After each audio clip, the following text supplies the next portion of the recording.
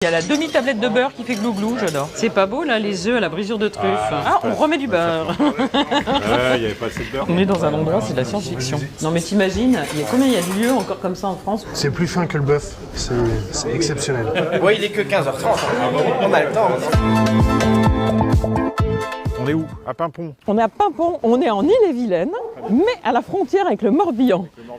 Et on va manger au Pont du Secret. C'est ouvert. C'est ouvert, très bien, ça tombe bien. Bonjour. Vous allez bien? Enchanté, Enchanté. Emmanuel. Même. Enchanté, Ça va vous bien êtes déjà en train de filmer?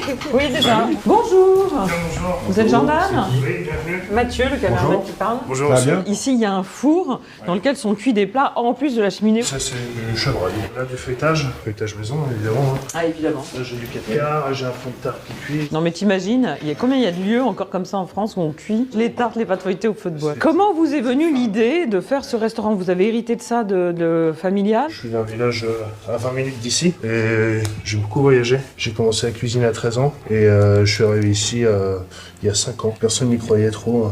Cuisiner au feu de bois, tout ça. Je n'ai qu'une question, Jordan. Est-ce qu'il y a assez de beurre? Non, jamais. Ah voilà, c'est ça, on est d'accord. Et ça change quoi de cuisiner tout à la cheminée? Moi, je rentre en contact avec le feu, quoi. Quand on l'éteint, voilà, on lui dit merci, quoi. Ah oui, c'est vrai. On est dans un endroit, c'est de la science-fiction. Hop là. On en a vu des cuisines au feu de bois, mais là c'est de la vraie. Donc du sel Ouais, et voilà. et les patates. On les cuit au four avec beaucoup de beurre. Très important le beurre ici. Ah oui. Je vais mettre 2 morceaux de chorizo dedans pour la gourmandise encore. Les pommes de terre, l'oignon, le chorizo, et puis la soupe, tu vois, c'est vraiment l'âpre qui peut tout cuire, griller, mijoter, tenir au chaud. Vous faites maturer votre viande, là, c'est ça? Ouais, ça c'est la Black Angus. Là on a le T-bone, là on a la côte. Celle-là c'est une charolaise, ça c'est ce que vous allez goûter, filet de chevreuil. On est encore dans un endroit. Bah ouais, voilà. Il y en a en France, hein. Ouais, c'est Il bien. y en a. Qu'est-ce donc?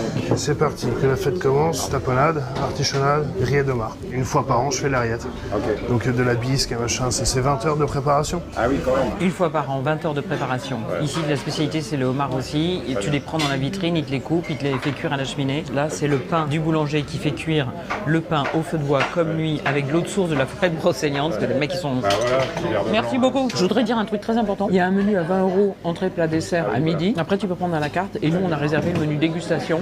Parce que c'est aussi une de ces marques de fabrique, il faut le réserver à l'avance. Chair d'araignée avec un peu de bisque de homard et de la pomme mélangée avec de l'aioli et un petit peu de poireau cru au lieu de l'oignon. Rien que ça, c'est une préparation qui prend des heures.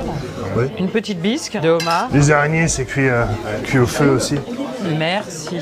Oh là là, le feuilleté tout moelleux. Ah, c'est très bon. En fait, lui, ça y est, dans ce que je comprends. Tout à l'heure, il nous raconte, j'ai fait des étoilés, j'ai fait des routiers. Donc, il est passé par toutes les étapes de la restauration. Et après, il ouvre son restaurant à lui. Oh là là.